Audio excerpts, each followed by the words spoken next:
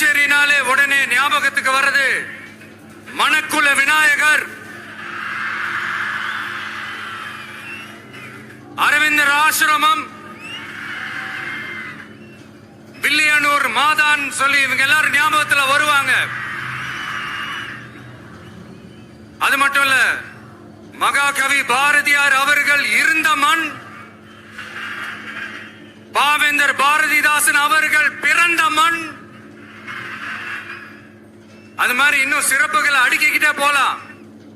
ஆனா அரசியல்னு வந்துட்டா ஒரு முக்கியமான விஷயத்தை பத்தி நம்ம சொல்லி ஆகணும். 1977ல புரட்சி தலைவர் எம்ஜிஆர் அவர்கள் தமிழ்நாட்டில் ஆட்சி அமைச்சாங்க.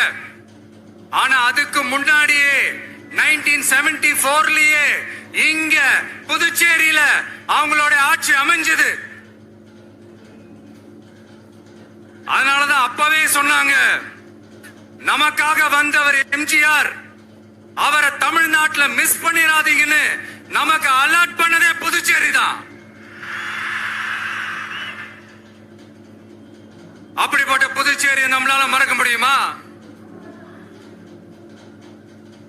அது மட்டும் இல்ல, இங்க இருக்கிற மக்கள் தமிழ்நாடு மாதிரியே புதுச்சேரி மக்களும் என்ன கிட்டத்தட்ட ஒரு 30 வருஷமா என்ன தாங்கி பிடிச்சுக்கிட்டு இருக்கிறீங்க.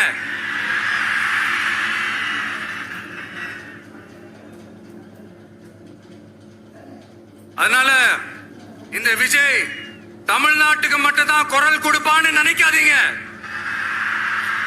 அப்படி பண்ணாத தவறு புதுச்சேரி மக்களுக்கும் சேர்த்து தான் குரல் கொடுப்பான். அது என்னுடைய கடமையும் கூட. அதனாலதான் இங்க நீங்க ஃபேஸ் பண்ற பிரச்சனைகளை பத்தி இன்னைக்கு நான் பேசுறதுக்காக வந்திருக்கிறேன். அது மட்டும் இல்ல, இந்த புதுச்சேரி கவர்மெண்ட்டை பத்தி நாம சொல்லியே ஆகணும். இது டெஃபினட்டா தமிழ்நாட்டில் இருக்கிற மாதிரி நம்ம திமுக கவர்மெண்ட் மாதிரி கிடையவே கிடையாது. ஏன்னா வேற ஒரு அரசியல் கட்சி நடத்துற நிகழ்ச்சியாகவே இருந்தாலும் அந்த நிகழ்ச்சிக்கு தன்னெழுச்சியா வர நம்ம மக்களுக்கு பாதுகாப்பு கொடுத்து பாரபட்சமே காட்டாம இந்த கவர்மெண்ட் நடந்துகிட்டு இருக்க நாட்டில் இருக்கிற அந்த திமுக கவர்மெண்ட் கத்துக்கிட்டா நல்லா இருக்கும்.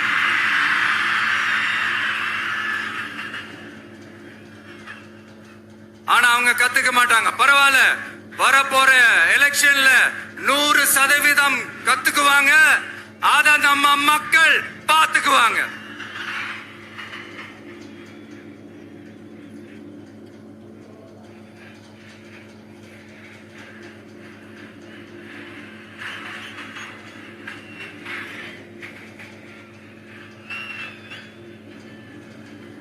புதுச்சேரியில் இருக்கிற கவர்மெண்டோட கூட்டணி ஆட்சியில இருந்தாலும் புதுச்சேரி ஒன்றிய அரசு எதிலையுமே கண்டுக்கலன்றது புதுச்சேரி மக்களான உங்களுக்கு நல்லாவே தெரியும். மாநில அந்தஸ்து கோரிக்கையை மட்டுமா கண்டுக்கல, இங்க வளர்ச்சி ஏற்படவும் துணை நிக்கவே இல்லைன்னு கேள்விப்படுறோம். இந்த புதுச்சேரிக்கு இன்னும் மாநில அந்தஸ்து கொடுக்கல. மாநில அந்தஸ்து வேணும்னு கேட்டு பல முறை சட்டசபையில தீர்மானம் போட்டு ஒன்றிய அரசுக்கு அனுப்பி வச்சுக்கிட்டே இருக்கிறாங்க.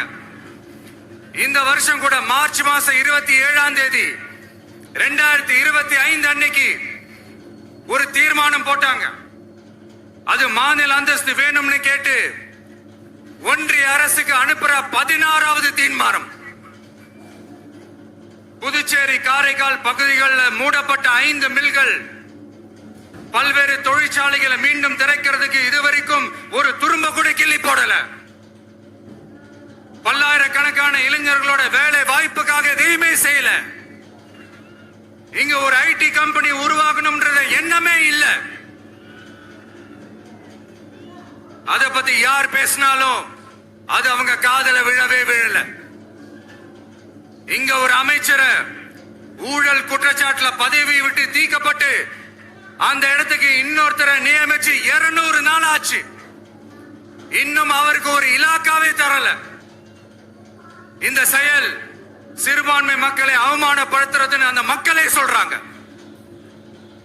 புதுச்சேரியோட முக்கிய அங்கமாக இருக்கிற காரைக்கால், மாகே, ஏனாம் பகுதிகளில் எல்லாம் முன்னேற்றமே இல்லைன்னு அந்த பகுதி மக்கள் சொல்லிக்கிட்டே இருக்கிறாங்க. குறிப்பா காவிரியோட கடைமடை பகுதியான காரைக்காலை மொத்தமா கைவிட்ட மாதிரி தான் இருக்குது. இது எல்லாமே முன்னேற்றம் அடையணும். டூரிஸ்ட் பிளேஸ் ஆன புதுச்சேரியில போதுமான அளவு பார்க்கிங் வசதி இல்ல, போதுமான அளவு கழிப்பறை வசதி இல்ல. இதெல்லாமே மேம்படுத்தணும். புதுச்சேரி கடலூர் மார்க்கமான ரயில் திட்டம் வேணும்ங்கிறது நீண்ட கால கோரிக்கை. புதுச்சேரி மக்களுக்கு ஒன்னே ஒண்ணுதான் சொல்லணும், இந்த திமுகவை நம்பாதீங்க. அவங்களுக்கு உங்களை நம்ப வச்சு ஏமாத்துறது தான் அவங்க வேலையே. நான் சொன்ன பல கோரிக்கைகளை எல்லாம் தீர்த்து வைக்கிறதுக்கு நம்ம புதுச்சேரி கவர்மெண்ட்டுக்கும் அதோட மக்கள் திட்டங்களுக்கும் ரொம்ப அக்கறையா உண்மையா துணை நிக்கிறோம். தமிழ்நாட்டை ஒதுக்குற மாதிரி புதுச்சேரியும் ஒதுக்க கூடாதுன்னு நாங்க கேட்டுக்கிறோம். கிட்டத்தட்ட 20 லட்சம் பேர் வாழ்ற யூனியன் பிரதேசமான புதுச்சேரி மத்திய நிதி குழுவில் இடம்பெறவில்லை. அதனால் மாநிலங்களுக்கான நிதி பகிர்தல் அடிப்படையிலும் யூனியன் பிரதேசங்களுக்கான நிதி பகிர்தல் அடிப்படையிலும் புதுச்சேரிக்கு நிதி ஒதுக்கப்படுவதில்லை. அதனால ஒவ்வொரு ஆண்டும் புதுச்சேரிக்கு தோராயமாகவே மத்திய அரசு நிதியை விடுவிக்கிறது. அந்த நிதியும் அரசு ஊழியர்களின் சம்பளம், ஓய்வூதிய தொகை உள்ளிட்ட திட்ட செலவுகளுக்கே சென்று விடுவதால் மீத தேவைக்கு வெளிச்சந்தையிலும் கடன் பத்திரங்களை கடன் வாங்குகிறது புதுச்சேரி.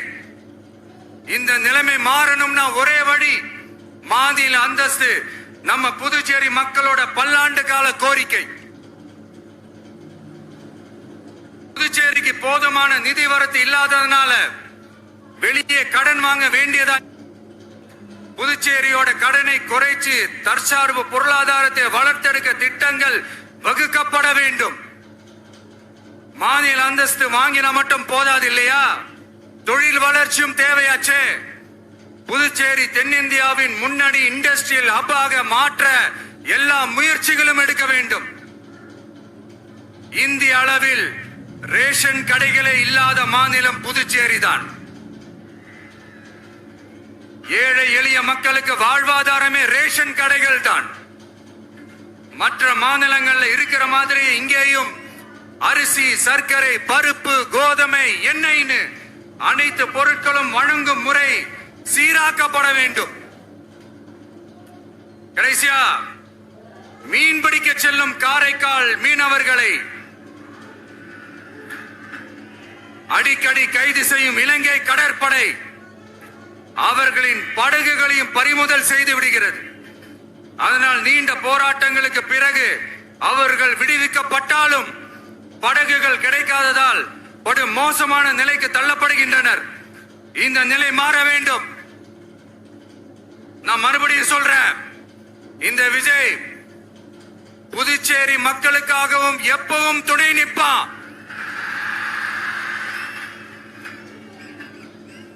வரப்போற புதுச்சேரி தேர்தல் களத்துல நம்மளுடைய தமிழக வெற்றி கழகத்தின் கொடி பட்டொளி வீசி பறக்கும். கான்பிடென்டா இருங்க, நல்லதே நடக்கும். வெற்றி நிச்சயம். மீண்டும் சந்திக்கும் வரை நன்றி, வணக்கம். மக்கள்